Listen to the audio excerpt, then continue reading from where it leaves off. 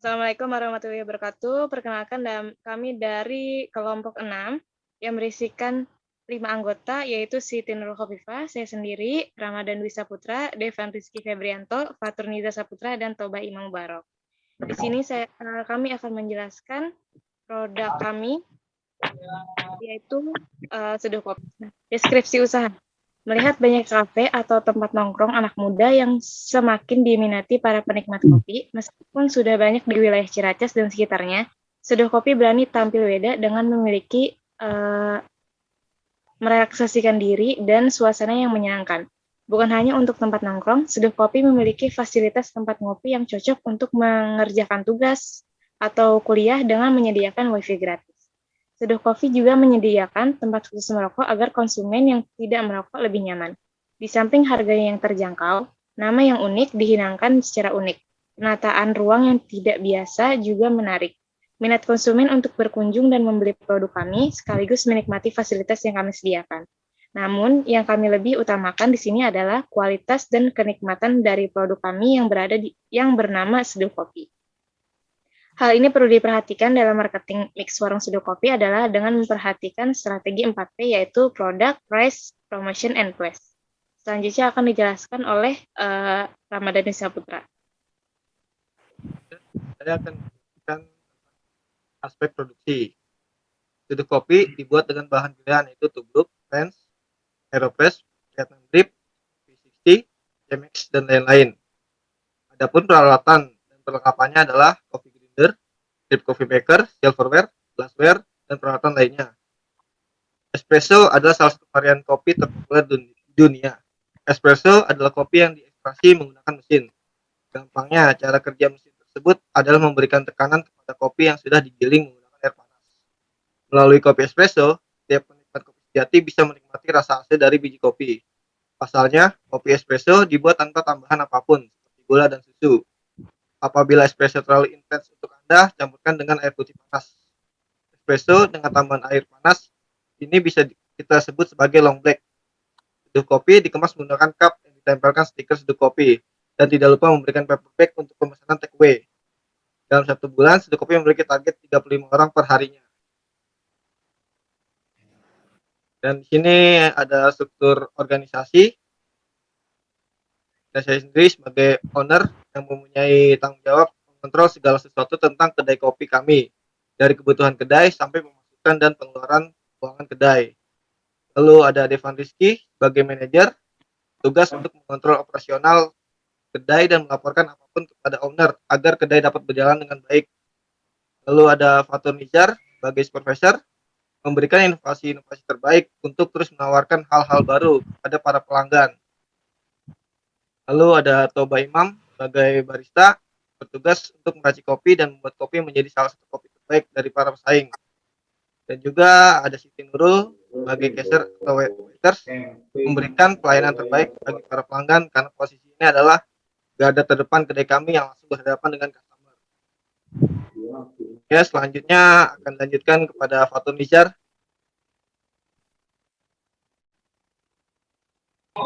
Baik, untuk selanjutnya adalah aspek pemasaran. Dalam aspek pemasaran ini, yang pertama adalah segmentasi pasar, yang berupa geografis, kita ngambil di Jakarta, demografisnya laki-laki dan perempuan. Untuk psikografisnya, yaitu untuk customer atau orang-orang yang penikmat kopi, maupun untuk kalangannya di usia 17 sampai 30 tahun. Untuk positioning brandnya tersebut, kita mengambil kopi terbaik berasal dari peracik terbaik. Untuk perspektif masa depan industrinya, kopi merupakan salah satu minuman yang paling populer di dunia. Sejak dulu hingga sekarang, minuman yang satu ini memang tetap menjadi primadona. Penikmat kopi di Indonesia semakin hari semakin meningkat dengan ditandainya dengan semakin menjamurnya bisnis kedai kopi atau coffee shop di beberapa kota seluruh Indonesia. Oleh karena itu, Seduh Kopi mempunyai perspektif masa depan industri yang jelas dikarenakan perkembangan bisnis. Kedai kopi ini diharapkan mampu mendorong konsumsi kopi domestik Sehingga para petani kopi lokal tidak bingung akan menjual kemana hasil perkebunannya jika mereka ingin menjualnya di dalam negeri. Pemerintah dan perbankan pun seharusnya dapat lebih memberikan kemudahan bagi para investor yang hanya memiliki modal kecil untuk dapat melakukan peminjaman modal. Sehingga bisnis kedai kopi ini dapat lebih berkembang lagi dan dapat memajukan perekonomian kopi Indonesia. Perkiraan ukuran pasar ya tersebut akan diambil oleh Seduh Kopi adalah kalangan pecinta kopi dari anak milenial sampai orang tua. Karena mempunyai konsep yaitu sebagai tempat kebersamaan di mana muda-mudi kumpul untuk saling bercerita maupun menikmati secangkir kopi. Untuk selanjutnya akan dijelaskan oleh Devan Rizky. Pak Turnizar, untuk selanjutnya itu pembahasan soal analisis persaingan. Ancaman dari pendatang baru industri, kedai kopi menjadi salah satu peluang bisnis yang mudah dimasuki oleh pendatang baru. Terbukti pada beberapa tahun terakhir, banyaknya bermuncul merek-merek kopi baru dengan sejuta inovasi untuk menguasai pasar. Berikut adalah beberapa faktor yang mengakibatkan ancaman dari pendatang baru semakin besar. Lalu dilanjut dengan segmen pasar. Salah satu target market potensial bisnis kopi di Indonesia saat ini adalah kaum remaja. Mengapa demikian? Hal ini karena remaja baik dari kalangan SMP sampai SMA sudah banyak yang sudah suka nongkrong atau berkumpul bersama, terutama sehabis pulang sekolah atau saat mengerjakan tugas. Bahkan, tidak jarang juga kegiatan nongkrong ini menjadi sebuah lifestyle tersendiri di kalangan remaja.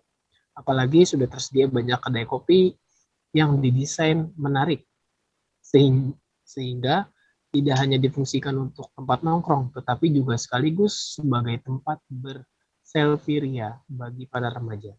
Hal ini dibuktikan dengan adanya banyaknya postingan di media sosial tentang kopi dan nongkrong di kafe kopi saat ini. Lalu perkiraan kebutuhan dan preferensi konsumen terhadap harga dan kualitas.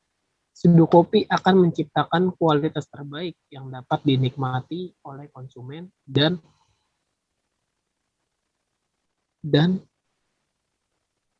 masalah harga kami dapat bersaing dengan kedai-kedai lainnya tanpa takut harus mengurangi kualitas dari produk yang kami jual. Next, analisis SWOT atau SWOT. S-nya itu strength, yaitu ada poin kopi merupakan minuman yang banyak dikonsumsi orang. Poin kedua, kopi memiliki pecintanya sejak zaman dahulu. Lalu ada W, itu weakness. Poin 1 itu terlalu banyak minum kopi tidak baik untuk kesehatan. Poin kedua, terjadinya perang harga dari para pesaing. Lalu ada O untuk opportunity. Poin pertama itu bahan baku kopi memiliki jangka waktu yang panjang. Poin keduanya bahan baku yang mudah didapatkan. Lalu poin terakhir ada T atau treatness. Hanya ada satu poin, yaitu pesatnya perkembangan pesaing. Lalu perencanaan keuangan. Nah, ini salah satu contoh beberapa tabel perencanaan keuangan, bisa dilihat walaupun tidak dipresentasikan secara detail, tapi bisa disebutkan beberapa. Seperti poin pertama ada nama beberapa barang, yaitu seperti biji kopi, susu kental manis, susu fresh milk, sirup, gula pasir, gula jawa, bubuk coklat, bubuk green tea, dan lain-lain yang ikut disertakan dalam menu-menu yang tersedia di kedai kopi yang kami buat. Lalu dari beberapa barang-barang yang diperlukan itu kita menggunakan satuan dari pieces, kilogram, kaleng, botol, dan lain-lain. Lalu ada banyaknya itu sesuai perkiraan yang kita buat. Antara lain ada 25, 6, 3, dan seterusnya. Untuk harga pokok satuan ini bisa berubah-ubah karena sesuai dengan harga pasar yang kita beli atau yang sudah ada sebelumnya.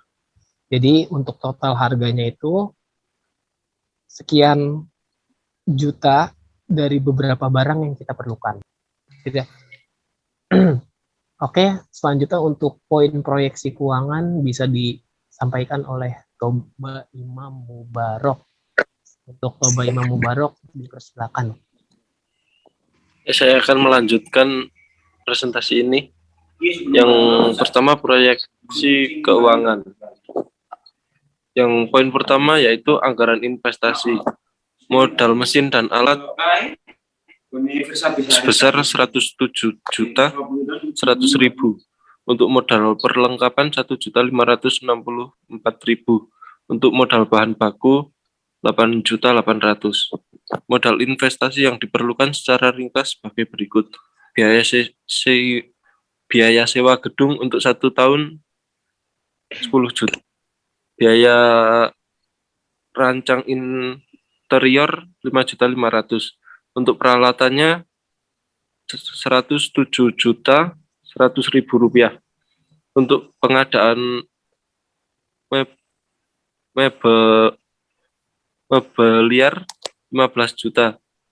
Untuk lain-lain 9 juta. Jadi total keseluruhan yaitu 146.600.000 rupiah.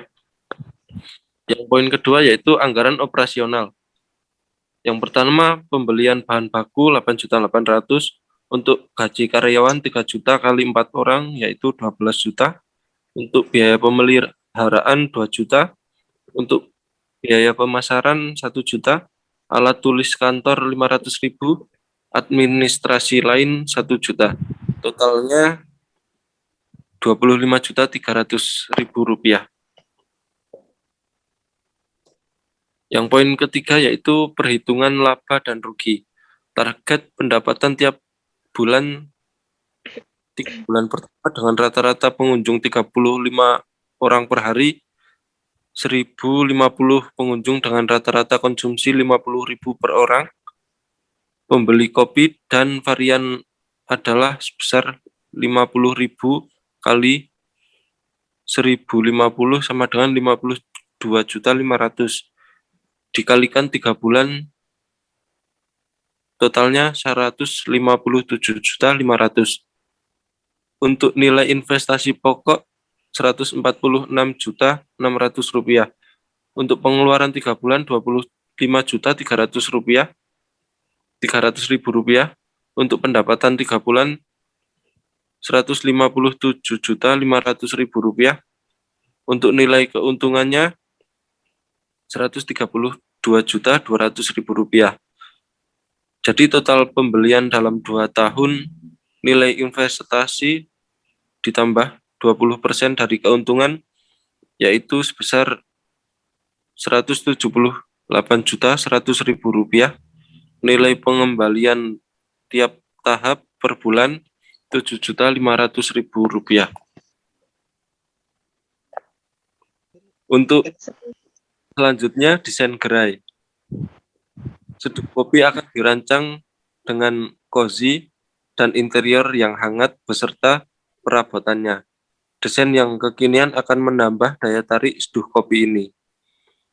Karena daya tarik pada kalangan remaja yang paling terutama yaitu tempat dan fasilitas. Mungkin presentasi dari kami, kurang lebihnya mohon maaf. Jika ada pertanyaan boleh ditaruh di kolom komentar. Kurang lebihnya mohon maaf. Wabillahi taufiq wal hidayah. Wassalamualaikum warahmatullahi wabarakatuh.